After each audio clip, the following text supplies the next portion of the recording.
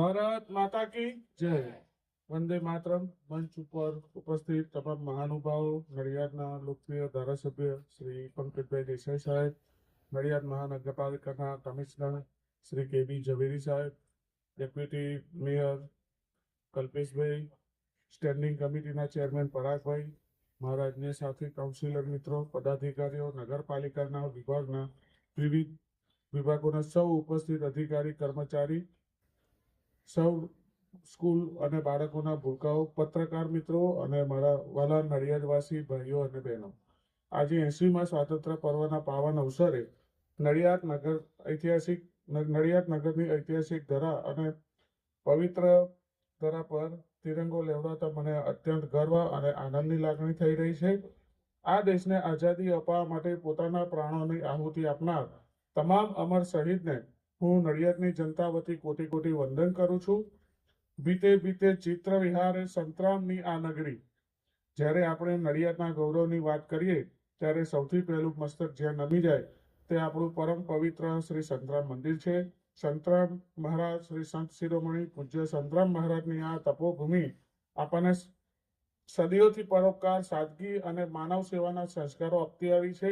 સંતરામ મંદિર માત્ર ધાર્મિક આસ્થાનું કેન્દ્ર નથી, પરંતુ તે શિક્ષણ, આરોગ્ય, અન્ન ક્ષેત્ર દ્વારા માનવતાની અવિરત સેવા કરતું એક જીવન પ્રતીક છે.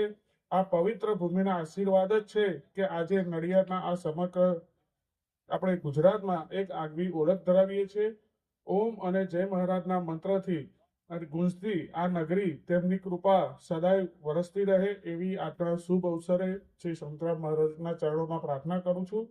ભાઈઓ અને બહેનો, નડિયાદનું લોહી સામાન્ય નથી. આ એ જ ધરતી છે જ્યાં ભારત દેશને એક તાતણે બાંધનાર લોખંડી પુરુષ, ભારતના પ્રથમ નાયબ વડાપ્રધાન શ્રી સરદાર વલ્લભભાઈ પટેલનો જન્મ થયો હતો. નડિયાદના મોસાળમાં જન્મેલા સરદાર સાહેબની મક્કમતા, એમની નિડરતા અને એમની રાષ્ટ્રભક્તિ આપણને ક્ષણે ક્ષણે પ્રેરણા આપે છે. જ્યારે 562થી વધુ રજવાડાઓ એક કરી અખંડ ભારતનું નિર્માણ કરવાનું ભગીરથ કાર્ય શ્રી આપણા સરદાર સાહેબે કર્યું છે. આ વીર સપૂતના ચરણોમાં વંદન કરતા આપણે સૌ ગૌરવભેર કહી શકીએ કે આપણે એ જ નગરીના વાસી છીએ જ્યાં લોહ પુરુષ સરદાર વલ્લભભાઈ પટેલનો જન્મ થયેલ છે. નડિયાદ માત્ર વીરોની નહીં પરંતુ વિદ્વાનોની પણ ભૂમિ છે. એટલે જ આ શહેરને ગુજરાતની સાક્ષર નગરી તરીકે ઓળખવામાં આવે છે. આ નાનકડા શહેરે ગુજરાતી સાહિત્ય જગતને 240થી વધુ અમૂલ્ય સાહિત્યકારો આપ્યા છે. મહાન નવલકથા શ્રી સરસ્વતી ચંદ્રના સર્જક ગોવર્ધનરામ ત્રિપાઠી, મનસ્વી કવિ અને ચિંતક મનસુખરામ ત્રિપાઠી, પંડિત યુગના શ્રેષ્ઠ કવિ બાલાશંકર કંથારિયા, જેમણે આપણને ગુજરાતી ગઝલના પિતા કહીએ છીએ, પ્રખર ચિંતક મણિલાલ નથુભાઈ ત્રિવેદી અને મહાગુજરાત આંદોલનના પ્રણેતા અને લેખક ઇન્દુલાલ યાજ્ઞિક જેવા અનેક મહાન પુરુષો આ ધરતીએ આપણને આપ્યા છે. ગુજરાતમાં પ્રથમ લિટરેરી હેરિટેજ વોક એટલે સાહિત્યિક વારસા યાત્રા શરૂ કરવાનું બહુમાન પણ આપણા નડિયાદ વાસીઓને ફાળે જ જાય છે. નડિયાદ નગરપાલિકા દ્વારા આ મહાન લેખકોના નિવાસસ્થાનો અને તેમની સ્મૃતિઓ જાળવી રાખવા માટે ખાસ પ્રયાસો કરવામાં આવે છે, જે આપણા અમૂલ્ય વારસાની આગવી ઓળખ છે. વહાલા વાસીઓ, આપણે વિકાસ એ જ આપણો મંત્ર છે. આજે મને કહેતા અત્યંત આનંદ અને ગર્વ થાય છે જ્યારે દેશના યશસ્વી અને દૂરોગામી વિઝન ધરાવતા માનનીય વડાપ્રધાન શ્રી નરેન્દ્રભાઈ મોદી સાહેબની સક્ષમ રાહબરી હેઠળ અને આપણા મૃદુ અને મુક્કમ મુખ્યમંત્રી શ્રી ભૂપેન્દ્રભાઈ પટેલની સીધી દોરવણી અને માર્ગદર્શન હેઠળ આપણું નડિયાદ સતત નવી ઊંચાઈઓ સર કરી રહ્યું છે. કેન્દ્ર અને રાજ્ય સરકારના ડબલ એન્જિન વિકાસ મોડેલના કારણે જ આજે નડિયાદ મહાનગરપાલિકા પ્રગતિના પંથે અવિરત આગળ વધી રહી છે. રાજ્ય સરકાર દ્વારા જાહેર કરેલા શહેરી વિકાસ વર્ષ અંતર્ગત આપણી મહાનગરપાલિકાને કરોડો રૂપિયાની સીધી ગ્રાન્ટ પ્રાપ્ત થઈ છે, જેનાથી નડિયાદના નવસર્જનને એક નવો વેગ મળ્યો છે. 10 જેટલા ગ્રામ પંચાયતોના જોડાણ બાદ નડિયાદ મહાનગરપાલિકામાં કોઈ પણ નવો વેરો નાખવામાં આવ્યો નથી. કરોડો રૂપિયાનું બજેટ નડિયાદના ભવિષ્ય માટે ફાળવ્યું છે. આ શહેરી વિકાસ વર્ષ દરમિયાન થયેલા અને થનારા મુખ્ય કામો હું આજે આપની સમક્ષ જાહેરાત કરતા આનંદ અનુભવું છું. આધુનિક માળખાકીય સુવિધાઓ અંતર્ગત મુખ્યમંત્રી શહેરી વિકાસ યોજના હેઠળ કરોડ રૂપિયાના ખર્ચે આઇકોનિક રોડ્સ અને વિકાસ પથની કામગીરી પ્રગતિમાં છે, જે આપણને ટ્રાફિકની સમસ્યામાં મદદરૂપ થશે. પાણી અને ડ્રેનેજની સુવિધા અંતર્ગત નવા મળેલા વિસ્તારોમાં ભૂગર્ભ ગટર, water supply network, sewage treatment પ્લાન્ટની મંજૂરી આપી કામ શરૂ કરી દેવામાં આવ્યું છે. સ્વચ્છતા અને પર્યાવરણ અંતર્ગત ઘન કચરાના નિકાલ માટે આધુનિક project waste water reuse project હેઠળ નડિયાદને ગ્રીન સિટી બનાવવાની દિશામાં પગલાં લેવાયા છે. આપણે સતત તળાવોના બ્યુટિફિકેશન અંતર્ગત નડિયાદના ઐતિહાસિક તળાવોને લેક ફ્રન્ટ પ્રોજેક્ટ અંતર્ગત વિકસાવવામાં આવી રહ્યા છે, જેથી આ નાગરિકોને હરવા ફરવાનું સ્થળ મળી રહે. નડિયાદના મહાનગરપાલિકા સ્માર્ટ સિટી તરફ મક્કમ આગળ વધી રહ્યું છે અને આવનારા દિવસોમાં આપણને વધુ સુવિધાઓ ઉપલબ્ધ થશે.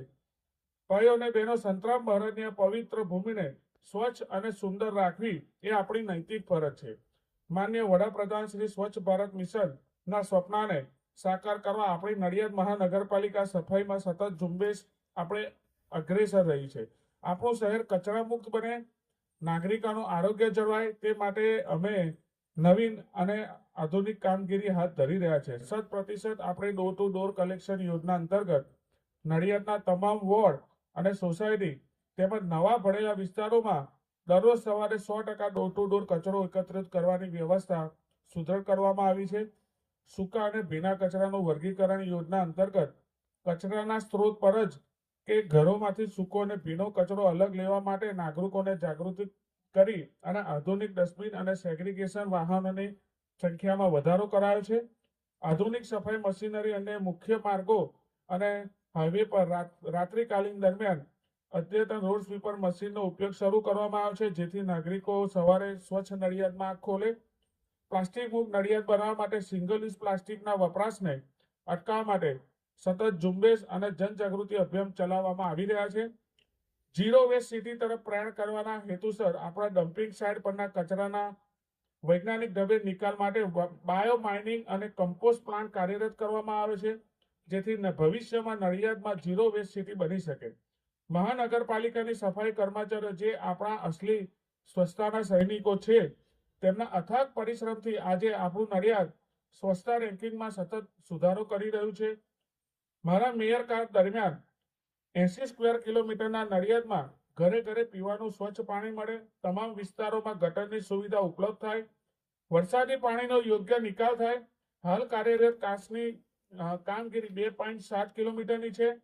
તે તારીખ 30/6/2027 પહેલા પૂર્ણ થાય અને આવતા ચોમાસામાં નડિયાદ શહેરમાં પાણી ના ભરાય, નડિયાદ જળહરી લાઈટથી ડૂબી ઉઠે, આઇકોનિક રોડ બની જાય અને નવા બનતા તમામ રસ્તા માનનીય મુખ્યમંત્રી શ્રી ભૂપેન્દ્ર પટેલ સાહેબની ઈચ્છા મુજબ આરસીસી રોડ બને તેવા પ્રકારનું આયોજન કરે છે અને અમલવારી કરવાનો છું.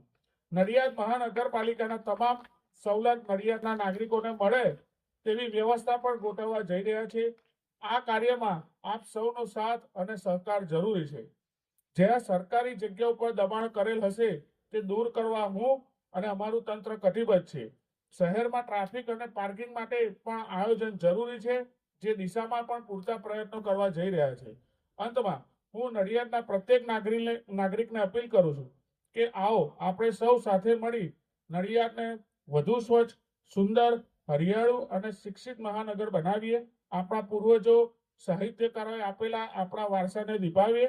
આઝાદીના આ અમૃતકાળમાં ભારતને વિશ્વગુરુ બનાવવા આપણા લોકપ્રિય વડાપ્રધાન શ્રી નરેન્દ્રભાઈ મોદીના સંકલ્પ અને માનનીય શ્રી ભૂપેન્દ્રભાઈ પટેલના વિકસિત ગુજરાતના વિઝનને સાકાર કરવા આપણે કટિબદ્ધ છીએ. ફરી એકવાર આપ સૌને સ્વાતંત્ર્ય પર્વની હાર્દિક શુભેચ્છાઓ. વીર શહીદોને નતમસ્તક શ્રદ્ધાંજલિ આપી આજના મારા વક્તવ્યને વિરામ આપું છું. ભારત માતા કી